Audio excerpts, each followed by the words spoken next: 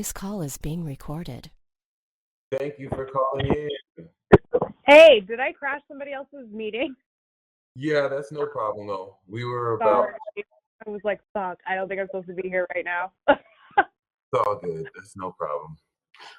But yeah, I am recording our conversation, so please do not hesitate to interrupt if you have any questions. I see you were born April 1988 at 12:42 a.m. in Santa Monica, and that is amazing for several reasons. We see that your sun is 29 degrees Aries, which is super badass. And then we also see that you have the soul of an angel, which is also super badass. And then we also see that you have one of the most powerful alien constructs. So your alien gang, which actually makes you gangster. So like this is beautiful. Once again, please don't hesitate to interrupt if you have any questions. I'm going to be sharing with you several articles. You're going to get this recording from an email called WeTransfer. And that WeTransfer email will have an article to an alien construct article.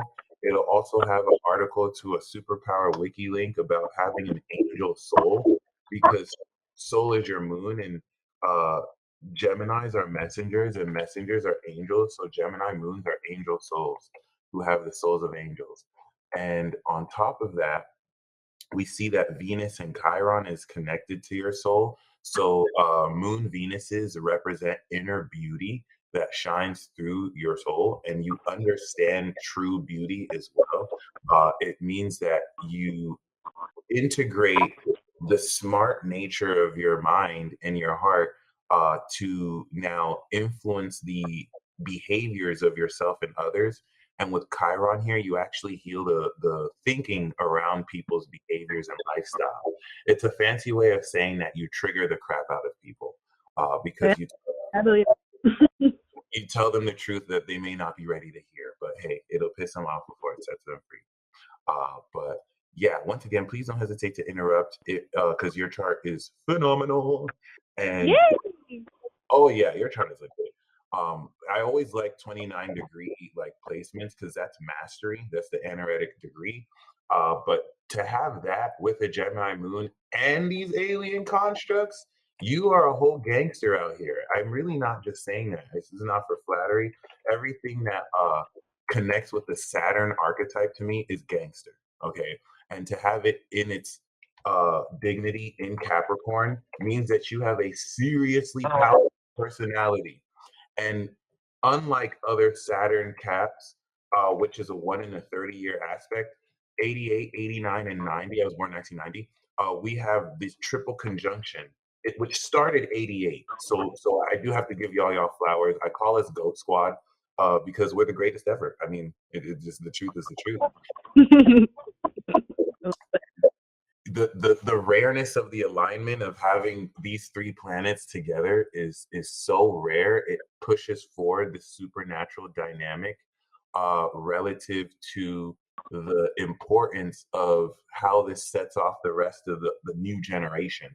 So the mechanics behind this, the alien construct article that you'll read, as you can see, Neptunian instrument aliens, because Neptune, Uranus, and Saturn are on your first house. So I'm using the equal sign system. So every house for you is 7 degrees. But can you hear me? Yeah.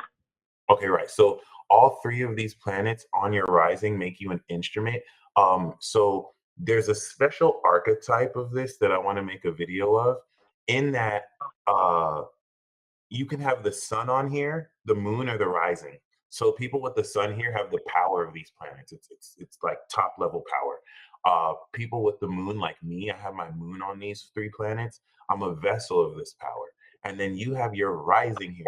So you're an instrument of this power. And it flows through your body like an antenna and like a remote control.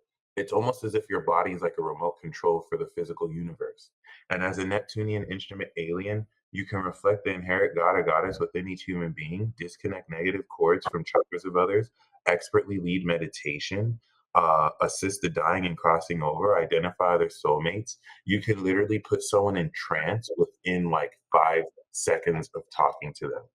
And this is the way that they'll follow your body language because Neptune and Uranus are invisible.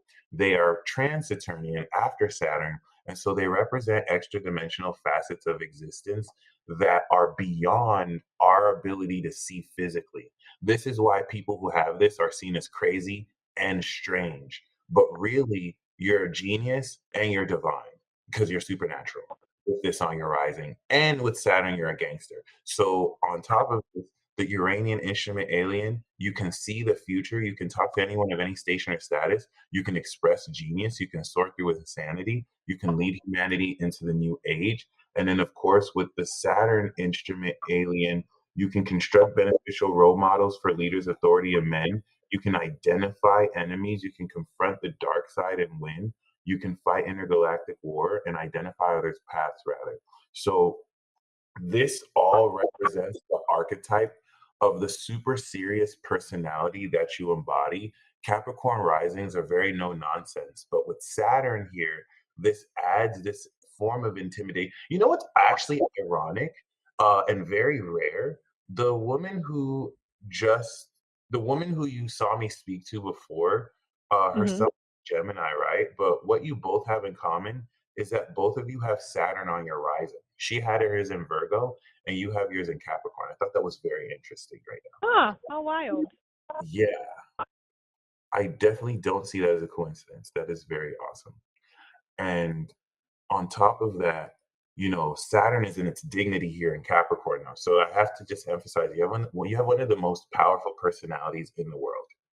And that's why I like to say we're goat squad. Like it's if you archetypally take every combination of Saturn that can exist, there is none more powerful than ours right now. The only one that rivals it are these mutant babies born in 2020 during the apocalypse with the Pluto, Saturn, Jupiter, Mars. That's next level, but it's gonna take them until 30 to grow into it. So we're the only ones that can really put them in check too, because we're the last ones to have Saturn and Cap, relative to the next time they did. And of course, Jupiter's in its fall in Cap, so we have that a little bit over them. But other than that, Neptune and Uranus. Now, if Uranus, the ruler of your second house, is in your first, and Neptune, the ruler of your third house, where your destiny is in your first as well, Uranus represents the causal realm of the mind because the universe is mental. So all thoughts are connected as knowledge is the source of the universe. And it's cool because as a Capricorn rising, you manifest knowledge, you manifest the network, you manifest your ability to, whether through writing or communication, fixed air, right? Which could be words on paper, narration strength. And Uranus will represent the extra dimensional cosmic energy that your mind draws from to inspire ideas. But Neptune is going to represent the imagination drawing from the astral realm of potentiality that now in Capricorn, anchored by Saturn of 3D material reality, brings elements of your mind and imagination and grounds it in reality, which, because this is invisible and extra dimensional, may happen on your person so automatically. It's taken 30 years for our power to return in order for us to now find practical expression with this eclipse in Taurus, which is manifesting all of this hyper real, hyper practically. And we know that as this happening in your fifth house on Jupiter and Juno, it's using the resources with the South Node in your 11th of your community and your friendships so that they can support your individual creations, manifestations, and means of self employment. This period with the eclipse is manifesting independent success through whatever support you have in your community that you took like 10 plus years to build. So, congratulations. This is really great for manifestation. After the North Node leaves there, it's going to immediately go over your sun and complete the moon Taurus sun transit that this set up exceptionally. Um, and on top of that, it really does go a long way towards how powerfully, as a Capricorn rising, you direct energy. As Capricorn rising is the director. Capricorn is the director, but the Capricorn rising is the title of the director, or in this case, the director goddess. Because Saturn is attached to here, there's a bit of royalty attached to your personality because now you embody the totality of the Saturnian power, which in a sense gives you a collective personality, whereas you and I have individual spirits, and you also have an individual soul. So this makes you a true individual, a true warrior, an angelic warrior representing as a director the enlightenment of individuality at the mastered 29 degrees, which I have to emphasize, unlike any other person born in Aries season, you want to think of degrees as like volume or the loading screen. So you were born with Aries at max volume, especially 27 degrees. I wonder if that even correlates to, I wonder if you cried when you were born or you just had a serious face like, I'm here, boom, you know? But I was born with RBS for sure. what was that? I was definitely probably born with RBS.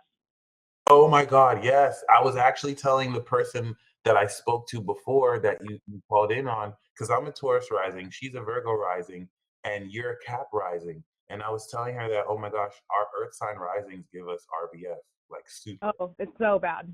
Oh, yes. And like people will see the Capricorn rising, they'll see Saturn on your rising, they'll be so intimidated. Like, oh my gosh, this person's stuck up. And then they'll get to know you and they're like, oh my gosh, this person's so beautiful on the inside and has these amazing ideas and is a chatterbox probably. And just like, it's so fun to be around. And with the airy sun, there's such a contrast to how dynamic and incredible your personality is versus how vibrant and warm your spirit is, and then how childlike your Gemini moon is, which can really, it's very smart. When people really get to know you, they'll realize that you're a lot smarter than you let on in life because of the Gemini moon and the insights with how, brilliantly you can understand the truth. And so, of course, the moon in Gemini has everything to do with the receptivity to enlightenment, 5 degrees and 55 minutes at that, which puts you more in a position than ever to realistically tap into this sense of, in the sixth house, your receptivity to the integration of behavior in its alignment with enlightenment. And so, a few things to speak on. We know that you have Mars in the air sign and Venus in the air sign, which is very interesting to see a trine like this. You and your heart are geared towards communication. You love to communicate. Venus in Gemini, in and of itself, is really good with poetry because now it takes the element of expressing words and attaches beauty to it. So you know how to make your words beautiful sounding and beautiful. And Chiron here now links healing to your heart, which can be very vulnerable because Chiron in Gemini, once again, is healing communication. And now you being a vessel of this healing helps you understand what people say that might be out of alignment with truth, or what to say to people that helps heal their behavior and how they think. It's just, on paper that sounds amazing, but we don't live in a perfect world. So the truth will piss people off before it sets them free. And it's very easy for Chiron and Gemini people to it's something I want to run an experiment on too, because two people can say things. One doesn't have Chiron and Gemini, and the other one does have Chiron and Gemini. And like if someone says something, cool. But if the Chiron in Gemini says something, it's going to trigger people. It's maybe the way you say it. And what the science behind it is, there's a frequency you emit that with Chiron heals people, just not necessarily in the kumbaya way that you would think, what it's healing is, of course, the vulnerability in people's minds that if gets triggered because of their ego, really speaks to elements that need to be addressed in how people think. But ideally, Chiron here in the sixth will heal people's behaviors. The way you communicate with people will now kind of take into account your understanding of how their thinking influences their day-to-day routine and how you can align more their lifestyle with truth. And Venus here will even show that you may love elements of it. Sixth house has a lot to do with like exercise and personal training or routine. So when Venus is here, you have a love for how you put your lifestyle together. You Venus in the sixth may be someone who loves their workout regimen and actually, comes into enjoyment through this. But it will also speak more to the polishing of this. Now, the trine to Mars in Aquarius is the manifestation of knowledge. That assertively here with Mars has you act outside of the box and manifest this value of knowledge through the actions you take off of what you know. It does square Pluto though, so there is going to be a bit of an intense fear towards expressing what you know because of how extremely the social axis around you can take it or misunderstand it, especially given that squares are outside influences. There can also be a jealousy towards what the value of what you know. And does that resonate at all? Yes, especially because you were saying fear of truth, right? Yeah, Pluto squares could be a fear. So especially after, as you know, with these past few years, because I'm a nurse or was a nurse and had lots of fear about speaking out against everything going on. And then when I finally did stood up for myself, lost my job, lost some friends, and it's just that kind of put a fear in me of like, I feel like I can't speak my truth, the truth, without losing people. It's like, Right. I love having friends, I love having community, and now these past few years, I'm like, where is my squad? Like, it's so weird. No, it really is. And what I love about this, because I was thinking you were a nurse, like everything that's attached with Chiron is healing. So Yeah. six times is your work. So it's like you heal for work. So that is so awesome. Your MC is really your legacy and career. And so to see the MC in Libra makes you a social leader. And you're someone who leads the social axis. It could kind of denote nursing too, but it's not limited to that. No matter what you do, even as a nurse, you're someone who people will quarrel around for you to lead, that social environment as far as the application of context and how you balance as well. Your legacy is to balance social interactions and places where artists can form or characters. This can link to politics, but because it's opposite your sun, now your sun's on the IC, and now Aries. If your Aries was in the 10th, you'd be able to look at someone's identity and see their higher self. You'll be able to see the success they can come into. But in the fourth, you see who they are behind closed doors. You see the private sense of them. You can kind of get a sense of who their soul is. Mm-hmm. And 2020 was the year that Jupiter came through your first and began a brand new 12-year chapter for you and evolved your personality. 2021 now evolved your finances, and 2022 evolved your abilities, your divine abilities with Neptune here. And so you may be ready to move this year coming into 2023 as opposed to your fourth, or work on your inner home or come into your ancestry. But this is still very fascinating in that, especially knowing that you've had experience nursing, a lot of how moving forward, you release that old cycle of what you may lose, kind of just expressing yourself and come into more autonomy with this newness. Because a very important thing to accept about you is that you are not normal at all. Nope.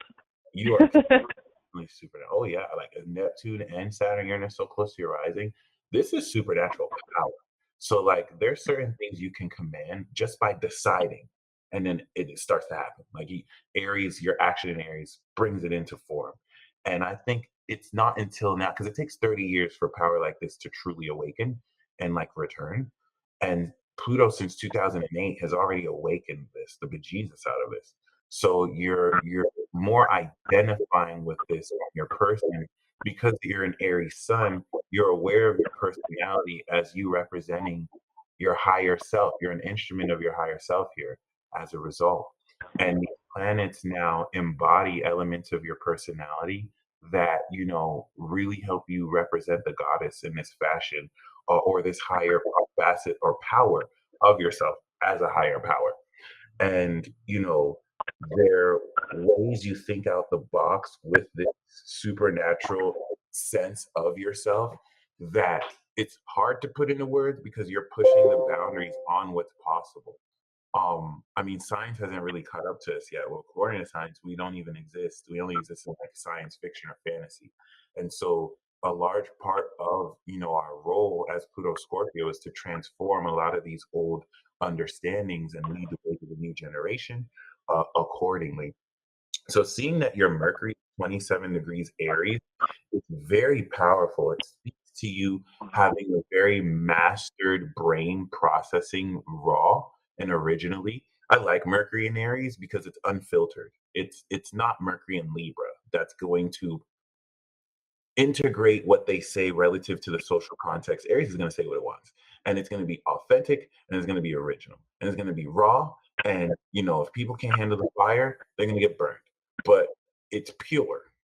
So this is so originally aligned with your sun. It's like having a speakerphone on your spirit to really speak your mind and align your consciousness with how your brain links what things are as they are applied to who people are and the hidden understanding of people's identities here in the fourth.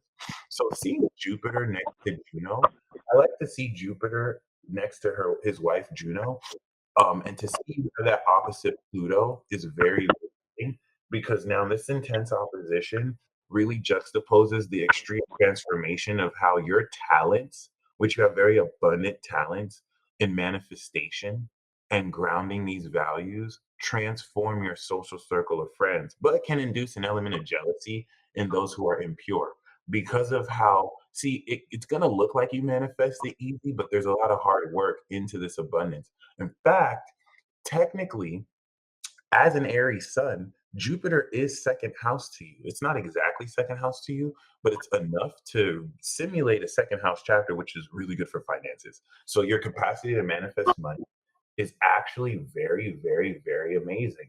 And it will speak to the value and self esteem and confidence that goes into how groundedly you create express your talents.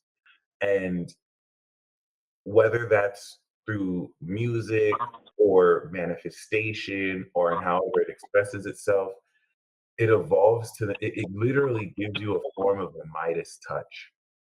And Juno here in Taurus will speak to your commitment towards Taurus values and themes of loyalty, groundedness, patience, and finances, value. And so seeing Mars square this takes more of understanding of how to ground practically the knowledge you manifest in Aquarius. Um, to give you context with it, you don't have your sun here, but you paid me so that I can communicate with you. And that's because I'm a Taurus rising. And so my second house is Gemini. And Gemini is individual, it's one on one. And so the way I manifest is to communicate people one on one. You have the highest level of this, right?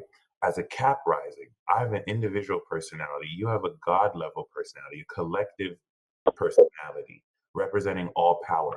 And so, whereas I manifest Gemini, you manifest knowledge in Aquarius. And so Aquarius is collective. Your income is not limited to just one on one. Anybody can get it, especially with Mars. There's a militant nature here to how you manifest this. So Aquarius is more fixed air. This could be like being a blog writer. This could be like manifesting knowledge for the collective. And this is going to now open up so much more income. But because your awareness is more in Aries, you express this awareness more privately within your world. Did you have any questions so far? Well, I kind of have a list of general questions that I was going to ask you, like in general, but I can just ask you at the end, or if you want me to ask now, doesn't matter. Yeah, that's no problem. Do you mind giving me like a couple minutes? Yeah, not at all. I'll be right back. Okay. Thank you for your patience. Of course, no problem. And please feel free to ask away. Okay, so first thing I was wondering, so I'm an Aries, and I feel like I hear about all this fiery energy Aries have and all this stuff. And the past few years, I just feel like I don't have any fiery energy at all. Right. Is that something that I need to heal? Is like, what's that about? That's a really good question. So, is it something that you need to heal? And one thing that I really love about that is, as of late, you have Chiron transiting your sun. Um, I think what contributes to you not feeling as fiery is Saturn that doesn't exactly square you, right? But because it squares your sign, that will suppress the fire. And then you're putting Aries in the fourth house, which correlates to Cancer, which suppresses that fire. So it's right, it's gonna subdue more of that Aries energy to be a lot more private.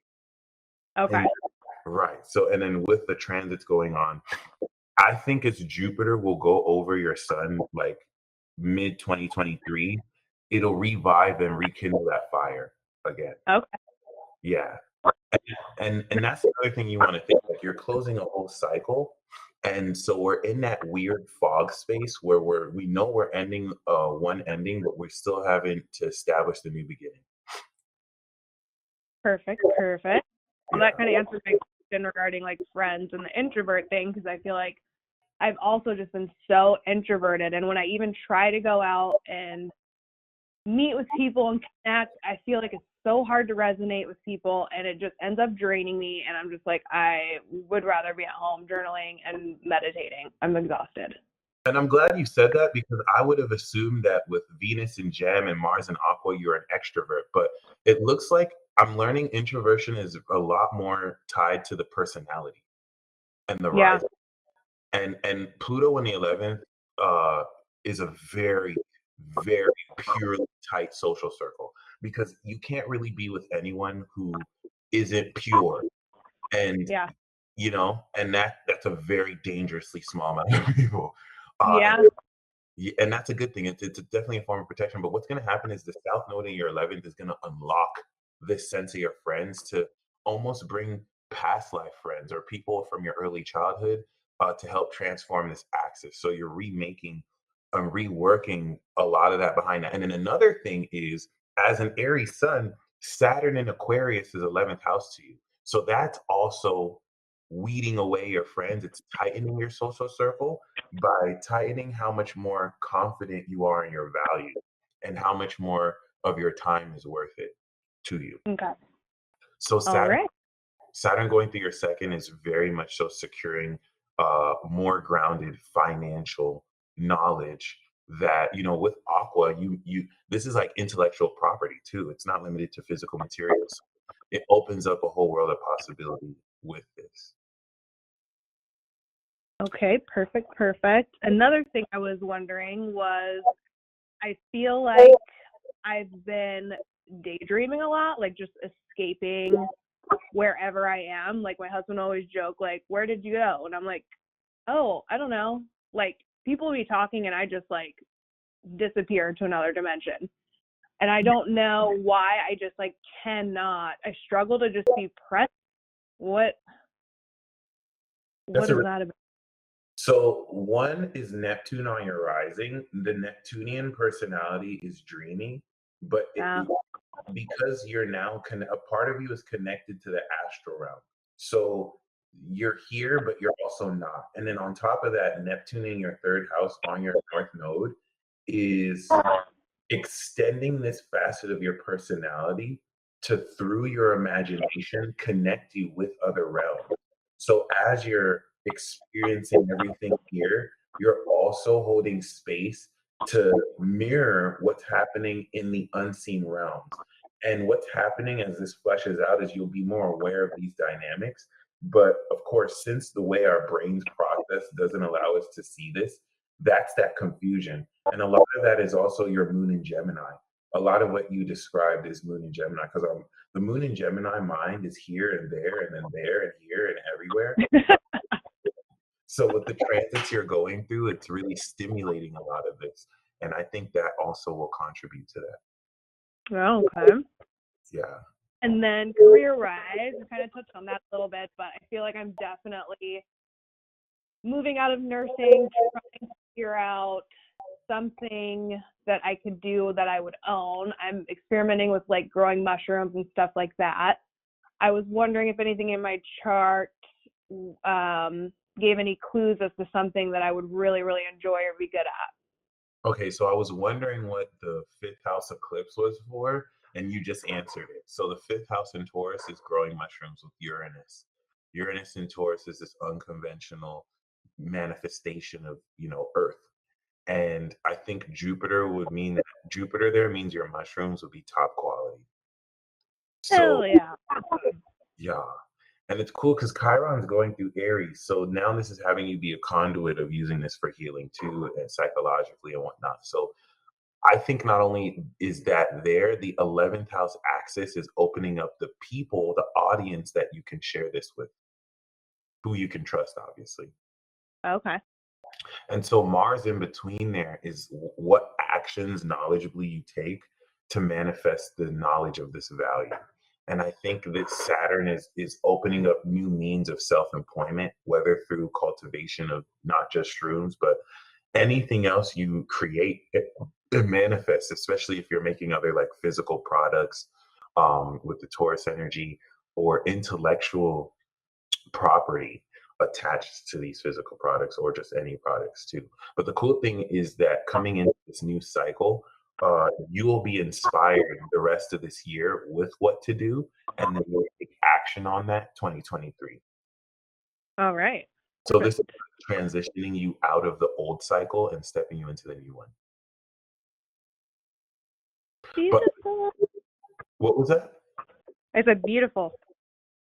I also believe that the 88 North Node Pisces, this is your last lifetime. The South Node Virgo is like good riddance. Like, oh my gosh, we've helped you so much. And like you're returning to heaven. It's the opposite of 97, 79, heaven to earth. And you're using the resources of the analysis because now ninth house Virgo is a philosophy of analysis. You aren't the type of person to believe in woo-woo explanations for how things happen. The way you form your philosophy is highly analytical and detailed.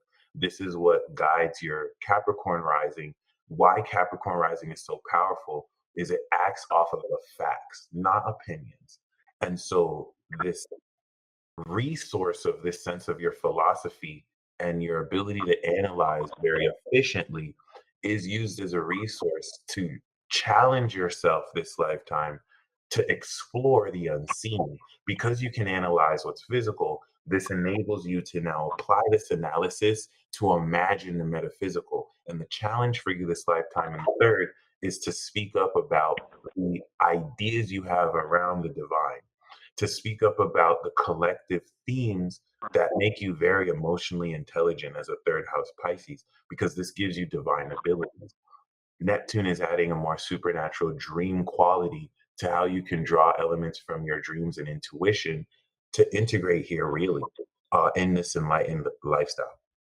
And Gemini season is going to really work the mechanics of how your thought process can bring more of this into form now that the nodes have unlocked this element of your soul. You'll see that in the Angel Soul article. Uh, Wielders of this may be in a dormant state unless activated by an event, and North Node awaken more of this than ever. So this is like coming into more ways to use your own imagination to warp your reality and to see elements of how you imagine your day actually happen in your life, which is so supernatural. It like sets the stage for a whole new way. It's just very controversial because I mean, how can you explain to someone that you imagined that you wanted to have ice cream and now an ice cream truck is driving through your neighborhood. And I feel like I'm simplifying it too much because it's way deeper than that. But the challenge of the North Node and the third is to speak up about these things, to really share your ideas about these things. How does that resonate with you? It resonates a lot because I have been better about that, and I think because the more that I actually journal, the past couple of years I've been journaling like crazy, like writing down what I'm gonna do, writing down what's gonna happen, and it comes to fruition. So I love like telling my husband like, oh, I manifested this, I told you, I wrote this down, and I've definitely gotten better about speaking up about divine stuff, meditating, all that stuff. Beautiful. And there's such an analytical understanding you bring into it that breaks it down very practically, which helps you speak up about these things. So it's not like you're just saying like vague sayings. They're very specific and they speak contextually to what people are really experiencing. So it's magic. It's very magic. In fact, the essence of this axis is bringing back magic to the collective. And so, being born 1990, we have North Node Aquarius. We take the magic you have and then teach the knowledge of that. So, you said something that was very, very key. Everything about second house Aquarius is an advanced art of manifestation that has everything to do with writing down your intent and watching that manifest. And with Saturn here, the more you do it, the stronger it becomes. And you're definitely welcome to challenge yourself to see how many things you can write down and when it manifests and how it manifests. This Gemini season will now change your mind around how efficiently the causality between us really stresses more the supernatural element of manifestation in alignment with your goals to a point which will flesh out more of a practical uh, technique and formula through this too. So I'd say you're on the verge of more like consistently having this come through, and you're already having results too. So that's beautiful. Okay, and then the last thing on my list was in the family area. So since I feel like I'm pretty good at manifesting things. When I don't manifest stuff I want, I get very impatient and frustrated, which I know is not good. But we've been trying to start a family, have some losses. I was wondering if my chart shows any, like, is there some past life healing that needs to be done still? Any kind of direction on that? Well, tell me because Jupiter entered your fourth recently, right? So your fourth house of family is now the focus. So I'm not sure if this is something that recently came a focus, because if it's so, that's tied to Jupiter. And that's getting ready to bring healing. It doesn't have to be attached to your past life, but it is ready to focus more on how your individuality centers the source of family issues that you, as a leader, kind of bring awareness to and pioneer. And so, since Chiron is in Aries, you are bringing the healing to family. Okay. And your private life too. Really how comfortable you feel at home with yourself. I think also that because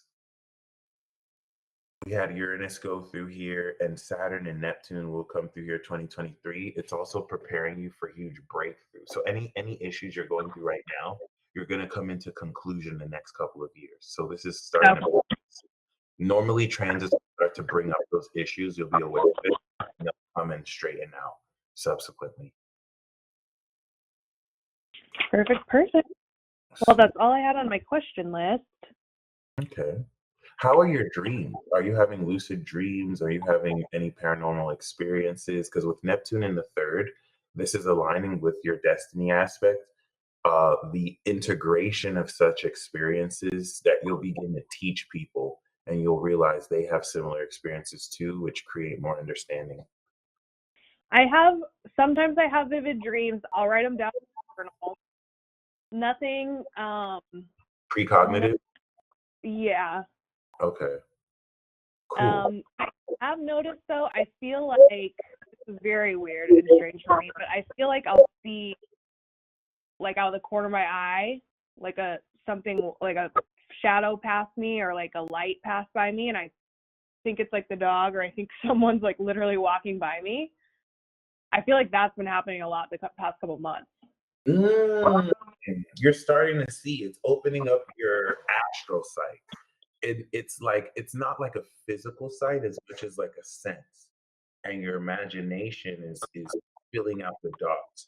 So you're going as Saturn goes through this through 2023, it's going to be more and more solid. It's going to be more and more tangible. And you'll what's going to happen is your subconscious has been communicating with these abstract entities, and it's going to be a lot more real in your experience. It will feel like you're going crazy though. This is your mind. That's a I good love feeling. it. I think it's cool, but I'm just like, whoa, what was that? That's your mind attempting to integrate the unseen element with what's seen, and it'll come into balance through that process. Oh, okay. Yeah, that's super badass, by the way. It is. I love I would say that the challenge right now is Saturn can really limit how confident you feel, because you can be very hard on yourself during this it. period, and that will also kind of balance itself out the more you. It's not as simple as just being nice to yourself, but just acknowledge where you're being hard on yourself and where this can be channeled more efficiently. Okay. You Good do to have know. You do have vertex in Leo too. So the eclipse squared that. A vertex is a fixed point. And so in your dealings with others, because the eighth house of our investments, coming into Leo season, we're going to see transformations relative to who you're socially engaging with. So that's going to come August, where we'll see Jupiter retrograde at 8 degrees. And this is what's going to facilitate so much more of a pure element of how much more you trust the right people, because Saturn in your second is strengthening your confidence to innovate how creatively you express these more taboo and unconventional practices, especially given the illegal nature of growing. Uranus will protect you here from law enforcement in alignment to integrity, because now there's an element of revolution and rebellion here where there's certain things that aren't wrong, but you're not wrong for doing it, if that makes sense. Yeah, Uh, for sure. right. So this is going to really open up, now that the eclipse has happened, support from your community to facilitate this. So by Scorpio season, what now let's use the example of growing. You literally sowing the seeds now. By November, now you have material and product to share with your social circle, and that's going to add more to that influence and value and income. So Perfect. this is getting ready to really transform that whole axis. And what's going to happen after that is the South Node will go over your MC, unlock your career success, and give you a new home foundation to operate off of, thus stepping you into the next stage of your career. And all of that is going to happen naturally. So the fog of the Pisces 2022 will dissipate, and you'll become more and more clear by October what the next stage of your career looks like. Yay, how exciting. The cool thing about that is all of that begins tomorrow, because Gemini season will change the element of your work environment to bring this into form and integrate it all. So if things have been moving slowly, we're going to see them move super quickly coming into Gemini season. Yeah, it was slow because I feel like I got fired back in December, so I would say January I kind of started playing with the idea, learning, practicing, and then what was kind of wild was when we had rescheduled our first appointment. That ended up being a blessing in disguise, because one of the restaurants I wanted to take my first sample of mushrooms to called and was like, "Oh, I'll be here till like 11 if you want to bring any boxes by." And I was like, "Oh," and so I was like, "Crap, okay, so I have a meeting with you for about an hour, then I'll rush, harvest them, run them down." Anyways, it ended up taking such a long time, and I was like, "Oh, that was like a blessing in disguise to reschedule, because otherwise I wouldn't have made that delivery." And see, Saturn on your rising links you're an instrument of timing. So like there's a lot that you don't do that isn't aligned with the right time. Okay. Think about the fact that we rescheduled and you rescheduled to speak right after with someone who also has Saturn on their sun, which I is know. right. That's how incredible your timing is, you know?